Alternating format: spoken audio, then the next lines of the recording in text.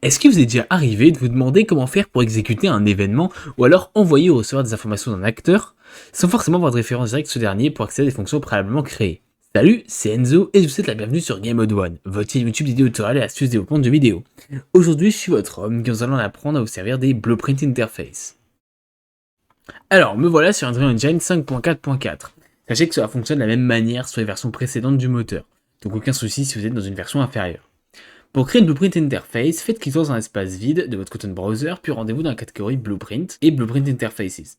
Essayez de le renommer comme vous le souhaitez, mais il est préférable que le nom soit clair et définisse globalement ce que les fonctions en sont simplement gérées. Pour la convention de nommage, j'utilise i-du-bas. Une fois que vous avez créé votre interface, vous pouvez faire double clic pour l'ouvrir. Une fois ouverte, vous remarquerez que votre interface est composée de 3 parties.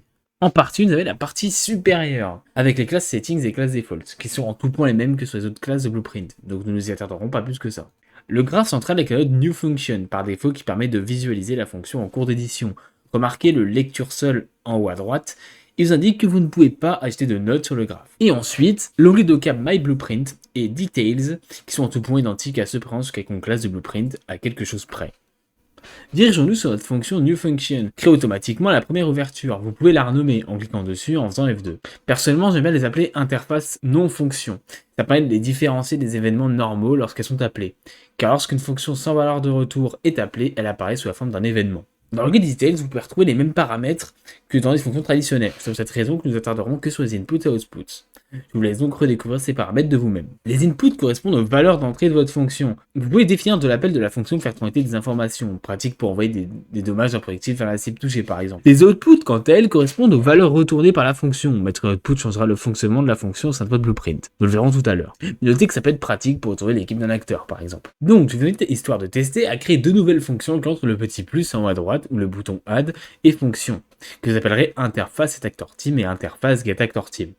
Interface getActorTeam aura une valeur d'entrée en name qui s'appellera newTeam et interface getActorTeam aura une valeur de sortie en name qui s'appellera actorTeam. Notez bien que ces valeurs ne sont que figuratives. Une fois ceci fait, compilez et sauvegardez. Puis vous pouvez ouvrir un acteur, peu importe lequel, le but n'étant pas de tester mais uniquement de voir comment ça fonctionne. Une fois votre acteur est sur votre graphe, faites clic droit dans un endroit vide et recherchez Interface Set et normalement, il n'y a pas d'event appelé Event Interface Set Actor Team.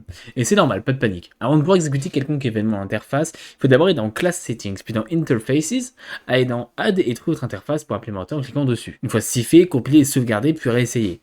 Event Interface Set Actor Team devra apparaître. Notez avant de passer à la suite qu'il est nécessaire d'implémenter l'interface pour exécuter un événement interface, mais pas pour l'appeler à s'exécuter. Notre événement Interface Set Actor Team ressemble presque en tout point à un événement normal, à la seule vraie différence qu'il porte une icône spéciale, et le nom de votre interface, iTest Interface, dans mon cas à moi. Pour appeler un événement interface qui retourne une valeur ou non, faites clic droit et recherchez son nom. Faites Interface getActorTeam et prenez celui avec un message entre parenthèses à côté. Si vous ne le trouvez pas, vous pouvez décocher Context Sensitive en haut à droite. Un appel d'événement avec une petite icône d'enveloppe en haut à droite devrait apparaître. Vous pouvez remarquer le pin d'entrée newTeam à gauche. Faites de même avec la fonction interface getActorTeam et remarquez le pin de sortie ActorTeam à droite qui retourne la valeur demandée à l'appel de la fonction si configurée. Maintenant que vous savez ça, nous allons voir comment configurer une fonction qui retourne une valeur pour qu'elle nous donne l'équipe de notre acteur. Si vous êtes dans le petit menu déroulant Interfaces qui est apparu suite à l'implémentation de notre interface, vous devez trouver une fonction avec une icône d'interface grise au lieu de jaune, indiquant qu'elle retourne une valeur. Faites double clic pour l'ouvrir. Vous arriverez dans un nouveau graphe d'interface. Dans ce graphe, vous pouvez créer tout ce que vous voulez à condition que ce soit faisable dans une fonction traditionnelle. Nous allons simplement ajouter un makeLiteralName pour faire ressortir le nom de l'équipe de l'acteur. Maintenant, lorsque vous appelez la fonction interface getActorTeam, avec cet acteur en tant que cible, alors la valeur retournée sera celle précédemment mise dans la fonction. Pour finir, nous allons voir une dernière petite chose, mais pas des moindres. Comment vérifier si un acteur implémente l'interface ou non? Le savoir peut être pratique pour déboguer et comprendre pourquoi un événement ne s'exécute pas chez un tel ou tel acteur.